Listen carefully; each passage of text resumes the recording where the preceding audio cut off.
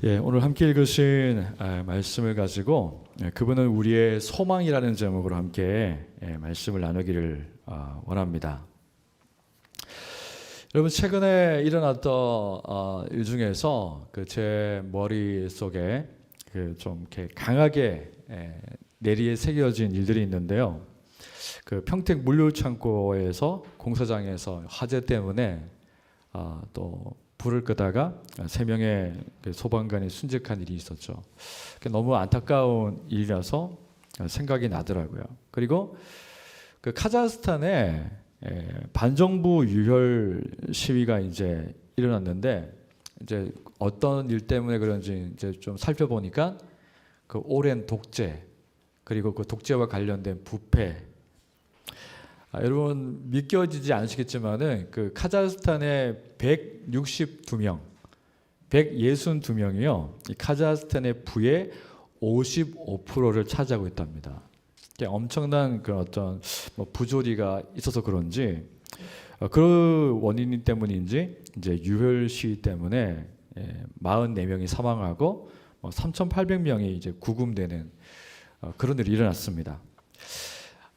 지금 우리가 살고 있는 이 시대를 보게 되면요, 우리는 세상에 아무렇지도 않다고 여길 수 없는 그런 시대를 살고 있습니다. 그래서 우리가 이런 세상을 바라보면은 우리의 마음을 안타깝게 하는 그런 일들이 지금도 계속해서 일어나고 있다는 것을 저희가 보게 되죠. 근데 우리가 이 세상의 어디를 봐도 참 우리가 이렇게 마음을 좀 쏟아놓고 우리의 마음을 편안하게 하고 쉴만한 곳이 있는가를 아무리 찾아봐도 그런 데가 없다는 것을 보게 되는 것 같아요. 여러분 아시는 것처럼 이 대통령 선거를 봐도 그런 것 같습니다. 이 대통령 선거에 나온 후보자들은 참 웃지도 못하고 울지도 못할 그런 공약들을 내어놓고, 저 공약들이 과연 이루어질 수 있을까 하는 그런 공약들도 막 쏟아져 나오죠.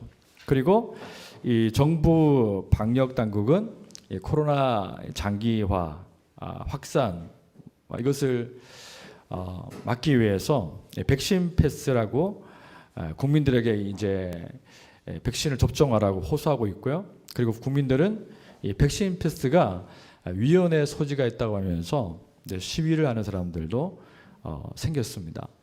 지금 우리가 새해를 맞이해서 지금 2주가 지나가고 있는데, 우리의 모든 어떤 상황이나 현실을 보게 되면은 참 우리를 이렇게 잔뜩 움츠러들게 만드는 그런 일들이 참 많이 일어나고 있습니다. 혹시 이런 상황 속에서 여러분 자신이 조금 비참하다는 그런 생각을 혹시 하신 적 없으신지 모르겠어요. 내가 지금 이 세상을 살고 있는데 내가 참 비참하게 느껴진다. 어떤 분들 중에는 이렇게 말하는 사람도 있을 겁니다. 내가 죽지 못해서 살고 있다. 이렇게 말하는 분들도 아마 있을 거예요. 근데 여러분, 이런 세상에 우리가 희망을 이야기할 수 있을까요? 어떤 이야기가 사람들에게 희망을 불러올 수 있을까요? 거품이 잔뜩 부풀어 오른 집값이 떨어지면 사람들에게 희망이 될까요? 꼭 그렇지도 않는 것 같아요. 왜냐하면 어떤 사람에게는 올라간 집값이 떨어지면 나쁜 소식이 될 수도 있기 때문입니다.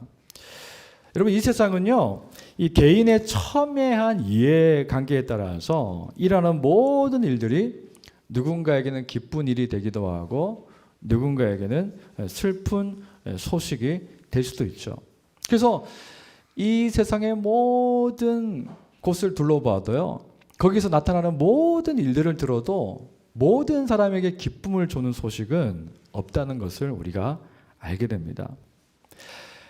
여러분, 하지만 우리가 오늘 이 자리에 모인 이유와 마찬가지로요, 하나님이 아들 예수님을 통해서 우리를 위해서 나타내신 그 복음은 말 그대로 사람들에게 완전한 기쁨의 소식이 될 수 있습니다.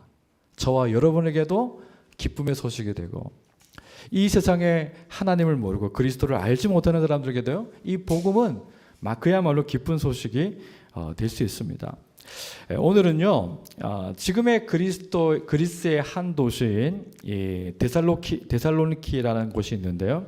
2000년 전에 이 복음을 통해서 그 도시의 사람들에게 어떤 일이 일어났는지 그 말씀 우리가 함께 살펴보면서 오늘날에도 복음을 통하여서 우리가 살아가는 이 시대를 살아가는 우리에게 하나님의 그 기쁨의 소식이 우리에게 전달되어지고 또 우리가 이 땅을 기쁨으로 살아갈 수 있는 소망이 우리에게 나타날 수 있고 우리가 그 소망을 가지고 우리가 살고 있는 도시를 위로할 수 있다는 것을 우리가 말씀을 통해서 같이 살펴보기를 원합니다.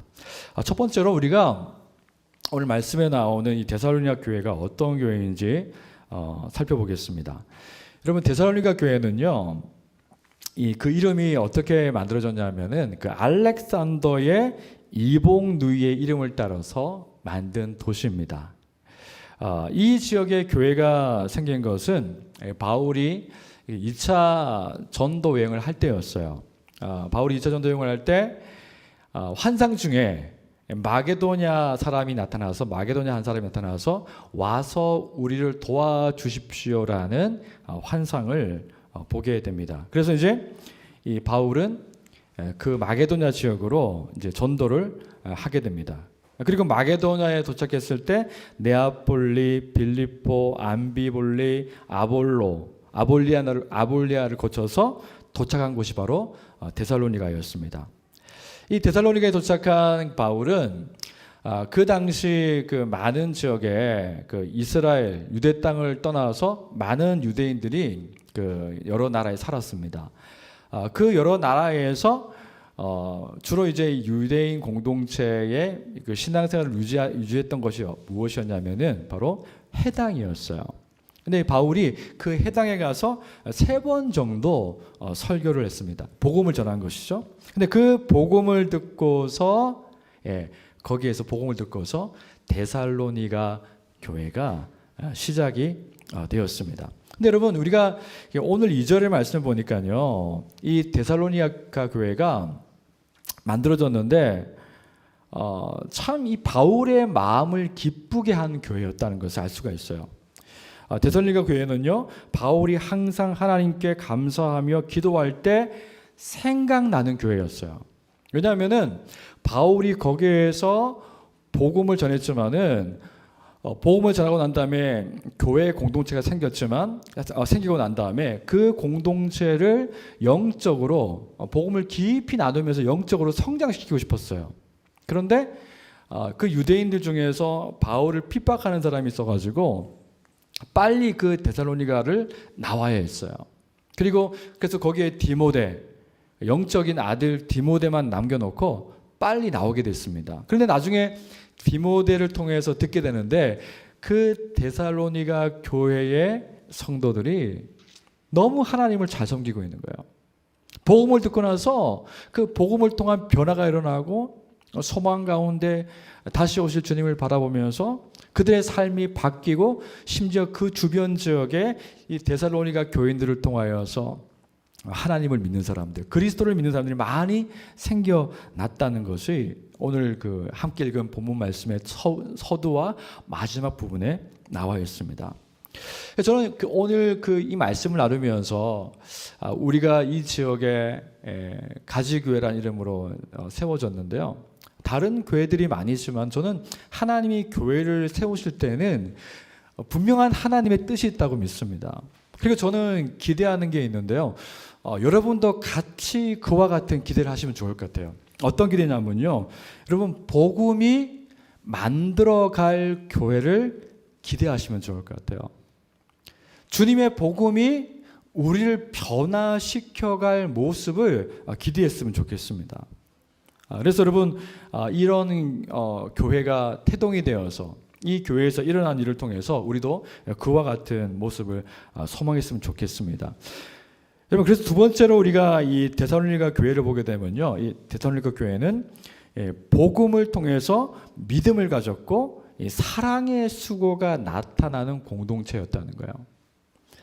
여러분 오늘 3절의 말씀 보시면은 이 기독교의 진리와 가치 중에서 가장 중요한 세 가지의 그 덕목이 나옵니다.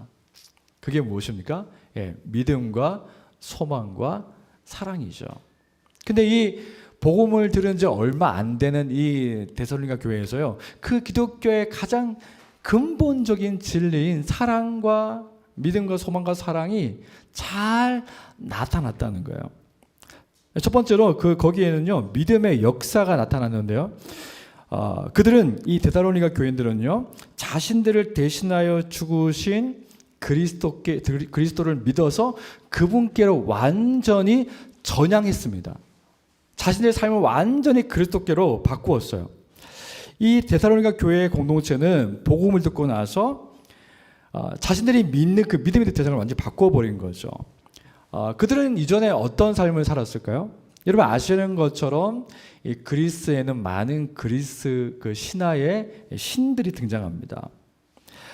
근데 그 신들을 믿고 있던 이들이 복음을 들은 거죠. 여러분 복음은 무엇입니까? 하나님이 스스로 죄의 문제를 해결할 수 없는 죄인을 구원하기 위해서 사람들의 죄와 죄의 결과인 죽음의 문제를 자신의 아들에게 담당시키셨고, 아들 예수 그리스도께서는 하나님과 사람들을 화목하게 하시기 위해서 스스로 자신의 생명을 주셨죠. 이 복음을 갖다가 데살로니가의 사람들이 들은 거예요. 근데 이 복음을 들었을 때 사람들이 어떻게 바뀔 수가 있었을까요? 그들이 믿고 있던 신과는 너무 다른 거예요. 여러분 그리스 로마 신화에 등장하는 신들은요 서로 시기합니다. 서로 질투합니다. 그리고 살인을 일삼습니다. 그렇게 그리스의 신화에 나타나는 모든 신들은요 그런 식으로 사람들에게 나타나고 또 그들을 믿게 합니다.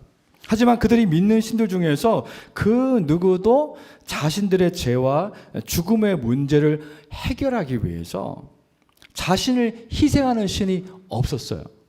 그런데 바울이 전하는 그 복음의 내용을 들어보니까 그리스도께서 하나님이 계획하신 대로 그리스도께서 이 땅에 오셔서 사람들의 죄를 대신하여서 사람들의 죄의 결과인 죽음을 대신하여서 십자가에 죽으셨다는 거예요. 그 사랑을 듣는 순간에, 그 하나님의 사랑을 듣는 순간에 그들은 그리스도께 그들이 믿었던 그 모든 우상을 버리고 그리스도께로 전향하게 되었습니다. 믿음의 대상을 옮기게 된 것이죠. 이렇게 복음은요 듣는 사람으로 하여금 자기가 숭배하던 우상을 버리게 만들고요 그리스도를 따르게 만듭니다. 근데 이 그리스도를 따르는 것은요 분명한 변화의 모습이 나타난다고 하죠. 그것이 무엇이냐면요 바로 사랑의 수고였어요. 이 사랑의 수고라는 것이 무엇이냐면요 이 수고라는 것이 뭐냐면은 매질, 고된 일, 고통, 육체적으로 피로를 낳는 일이라는 뜻이 있습니다. 여러분 이 데살로니가 교인들의 삶의 방식이 그리스도를 믿음의 대상으로 삼은 다음에 그들의 삶과 삶의 방향이 향하는 것이 있었습니다. 그것이 무엇이냐면은 예수 그리스도의 그 말씀과 그분의 삶을 따라가게 된 거예요. 그래서 이 수고라는 그 단어를 제가 말씀드렸지만은 이 매질과 고된 일, 고통, 육체적으로 피로를 낳는 일이 이 수고라는 단어인데, 여러분 사랑은 사랑의 대상 때문에 당하는 매질을 견디게 한다는 거예요. 여러분 사랑은 사랑의 대상 때문에 하는 고된 일과 고통을 견디게 합니다. 그리고 사랑은 사랑의 대상을 위해서 육체적 피로를 견디게 한다는 거죠. 제가 어렸을 때 그 아버지로부터 제 아버지로부터 그 사랑한다는 말을 한 번도 들어본 적이 없는 것 같아요. 제가 그 장성에서 그 떠올려 보니까 아버지가 저를 야, 아들아, 제발 나 사랑한다 하시는 말씀을 제가 들어본 기억이 없는 것 같아요. 근데 제가 아버지가 저를 사랑한다는 것을 제가 어떻게 알았냐면은 한 번은 아버지께서 이제 직장에서 오셔가지고 이제 방에 누우셨는데 뭐라고 말씀하시냐면 우리는 이제 보일러 시멘 바닥에 바닥 밑에 보일러가 들어가잖아요. 그 이제 옛날 어른들은 그걸 구들장이라고 그러지 않습니까? 저희 아버지가 시골에 살았으니까 그런 구들장은 아니지만 어쨌든 야 내가 지금 방바닥에 눕는데 내 몸이 구들장 밑으로 꺼지는 것 같다. 그러시더라고요.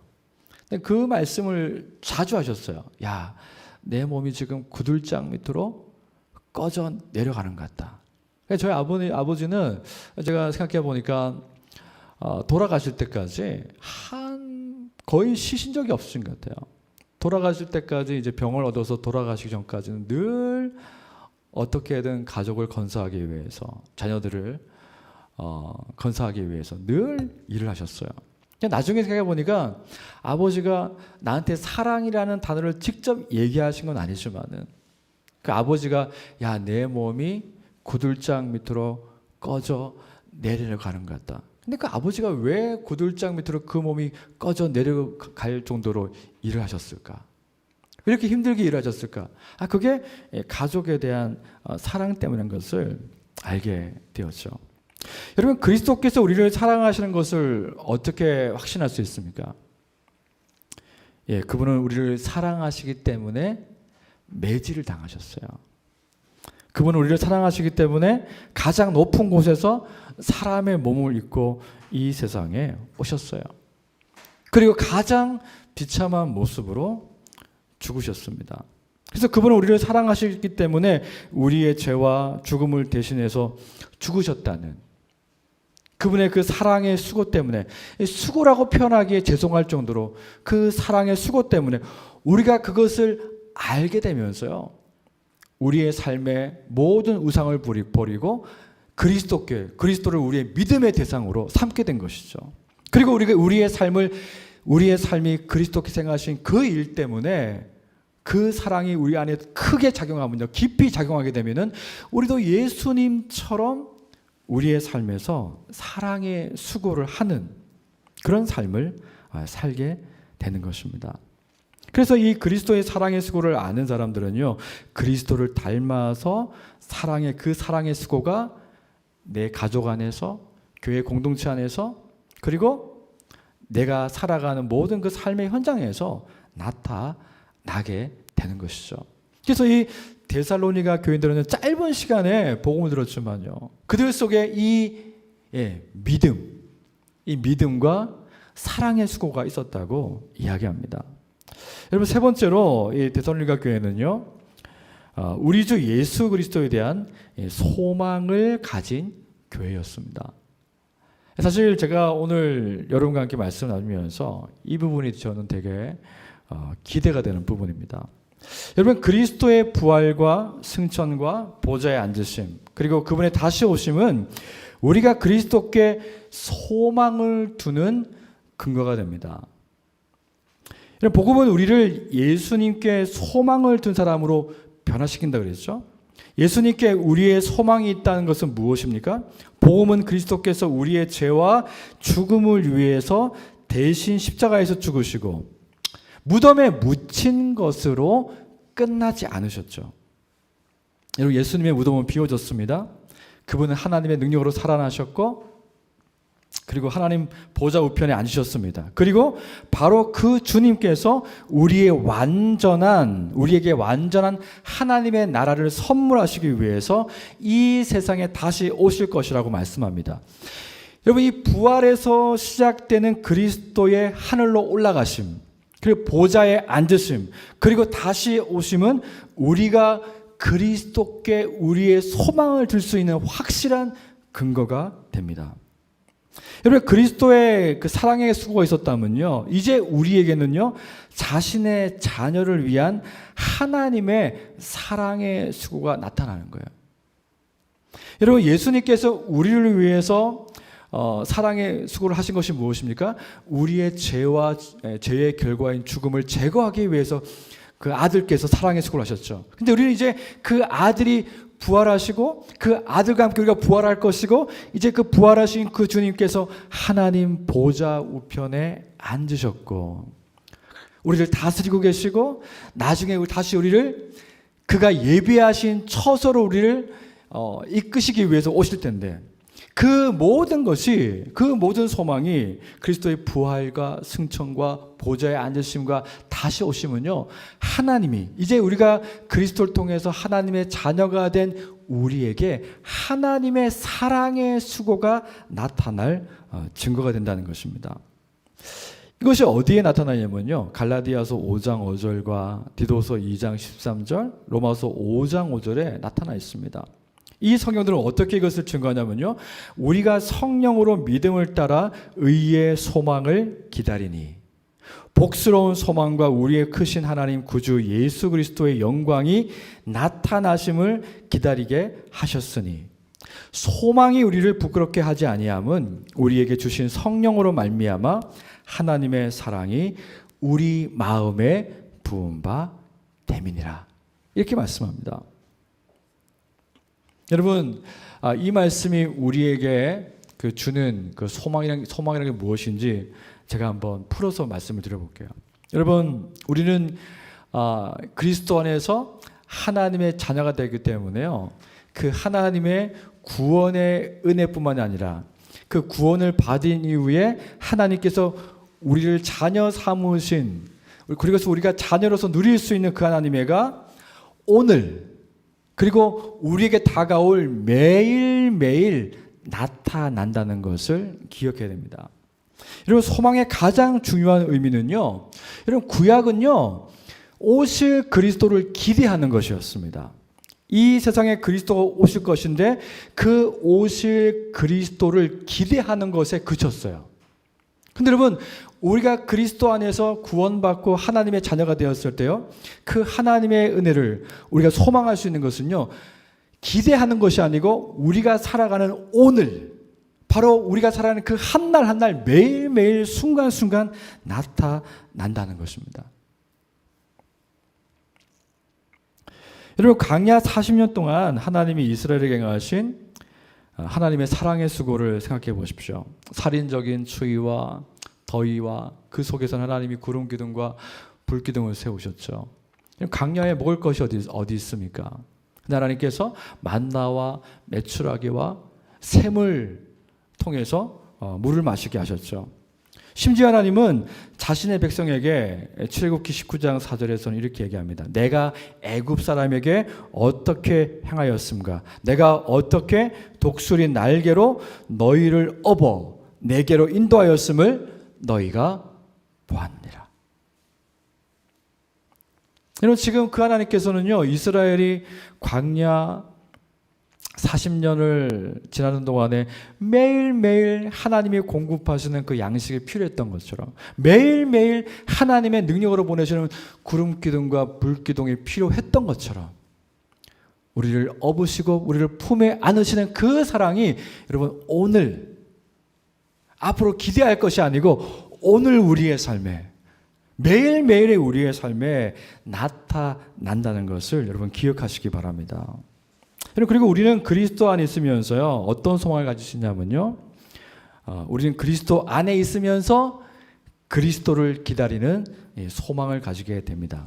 이것이 무슨 말씀이냐면요 여러분 소망 중에서 우리가 부활하신 그리스도 또 다시 오실 그 그리스도 안에서 가질 수 있는 소망 중에서 가장 마지막에 있는 그 소망은 무엇이냐면요 그리스도 안에서 살면서 우리는 그리스도를 기다리는 거예요.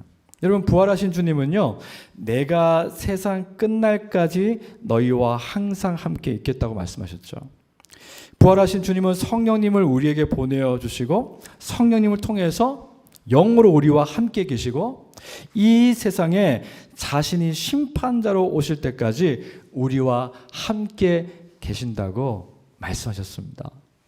여러분 지금 여러분의 삶 가운데 여러분의 그 인생 가운데 제가 처음에 말씀드렸던 것처럼 어느 곳 하나 쉴 곳이 없어 보이는 이 땅 가운데 여러분 우리만 있는 게 아니에요. 우리만 덩그러니 있는 게 아니고 주님께서 하나님의 영이신 성령으로 말미암아 그 날까지 자신이 다시 우리를 데리러 오는 그 날까지 우리와 함께 계신다고 말씀을 하십니다.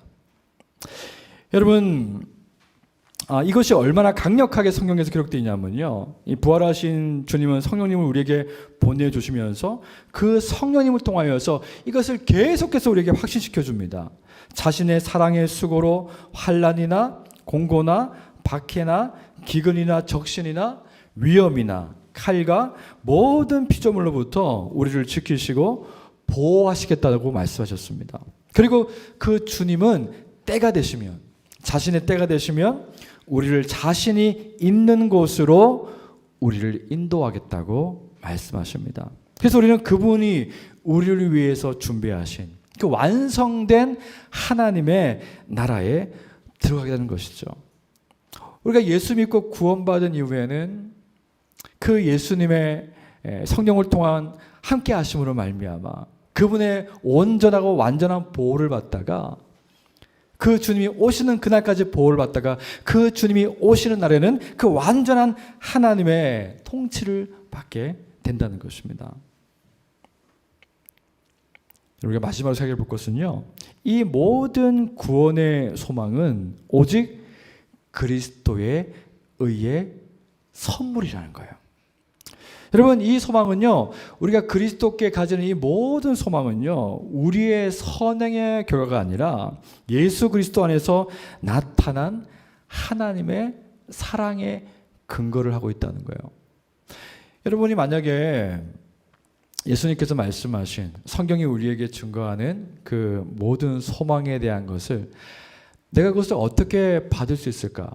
혹은 내가 그것을 받을 수 있는 자격이 있을까라는 생각을 할 수도 있습니다. 여러분, 그런데 이 모든 소망은요, 우리의 선행에 의해서 결정되는 것이 아니라 우리가 하나님의 그 사랑 안에서 우리를 구원하기로 결정하신 그 하나님의 의를 믿을 때에 하나님이 아무런 조건 없이 아들을 주신 것처럼 하나님이 아무런 조건 없이 구원받은 우리에게 그 소망을 동시에 마찬가지로 아무런 조건 없이 주신다는 거예요. 그래서 이 소망은 그리스도 안에 있는 자들은 누구나 다 바라볼 수가 있는 겁니다. 여러분, 그러므로 여러분 기억하십시오. 매일매일 하나님의 그 은혜가, 하나님의 자녀를 향한 그 하나님의 은혜가 매일매일 오늘 우리의 삶 가운데 나타날 것을 기대하시기 바랍니다. 그 주님은 우리를 떠나시지도 않으시고 자신이 다시 오시는 그날까지 하나님의 나라를 우리에게 완성시켜서 보여주시는 그날까지 우리와 함께 하시고 그 나라를 우리에게 선물로 주실 것입니다. 여러분, 말씀 맺겠습니다. 여러분, 성숙하고 건강한 기독교는요, 그 맥시멀리즘을 추구한다는 말을 데이비드 메디스라는 목사님이 하셨어요. 성숙하고 건강한 기독교는 맥시멀리즘을 추구한다, 미니멀리즘을 지향하지 않는다고 했는데요. 이 맥시멀리즘은 뭐냐면요, 원색적인 화려한 색상, 과감한 장식과 풍성한 부피감 등으로 표현하는 것을 그 맥시멀리즘이라고 얘기한다고 합니다. 그런데 이것은 단순하고 간결하며 장식을 최소화하는 미니멀리즘하고 반대되는 개념이죠. 우리가 지금까지 우리의 삶의 모습을 그리스도를 향한 우리의 마음이 아니라 우리의 삶의 모습이 맥시멀리즘으로 살았을 수 있습니다. 그런데 우리가 이제는 그것을 바꿀 필요가 있습니다. 그리스도를 향한 우리의 믿음과 믿음의 행위는 맥시멀리즘으로 바꿔야 합니다. 거듭난 사람들은 예수님을 더 사모하게 되어 있습니다. 덜 사모하지 않습니다. 거듭난 사람들은 최소한에 만족하지 않습니다. 예수님을 더 많이 보고 더 많이 알고 더 많이 누리길 원하죠. 예수님의 영광을 위해 더 많이 믿고 더 많이 소망하고 더 많이 사랑하기를 원한다는 겁니다. 여러분, 성령이 내주하시는, 우리 마음에 내주하시는 마음은요, 우리 안에 결핍에 대해서 더욱 회복되기를 원하시죠. 예수님을 더욱 분명히 보고 더욱 깊이 사랑하고 더욱 가까이 하기를 원하신다고 말씀합니다. 여러분, 지금 새해를 맞이해서 2주가 이게 지나가고 있어요. 간절히 바라는 것은요, 저와 여러분 가운데 이 복음을 통한 소망이 있다는 것을 기억하시기 바랍니다. 이 복음을 들을 때마다 우리에게 믿음이 생기고 우리가 예수님을 닮아서 사랑의 수고를 할 수 있고 또 그 주님을 우리가 소망하셨다는 것을 기억하시기 바랍니다. 그리고 이 풍성한 하나님의 사랑을 복음을 통해 나타난 이 하나님의 사랑을 누리기 위해서요. 여러분의 삶을 내 삶의 스타일은 작게 만들고 그리스도를 향한 그 주님을 향한 우리의 삶은 크게 만드십시오. 더 많이 소망하시고 그분을 더 많이 바라고 그래서 그분께서 우리에게 이루시는 그 일들이 너무 놀라워서 세상과 나는 간 곳 없고 구속한 주만 보이도다. 그와 같은 찬송이 매일같이 우리의 삶에 나타날 수 있는 그런 은혜가 있으시기를 주님의 이름으로 간절히 축복합니다. 우리 마지막으로 주님 다시 오실 때까지 우리 함께 찬양하면서 말씀을 기억하고 또 기도하겠습니다.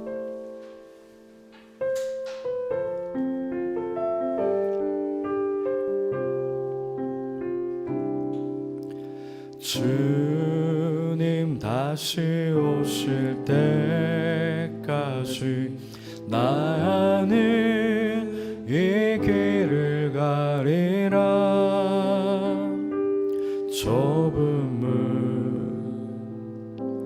좁은 길 나의 십자가 지고 나의 가는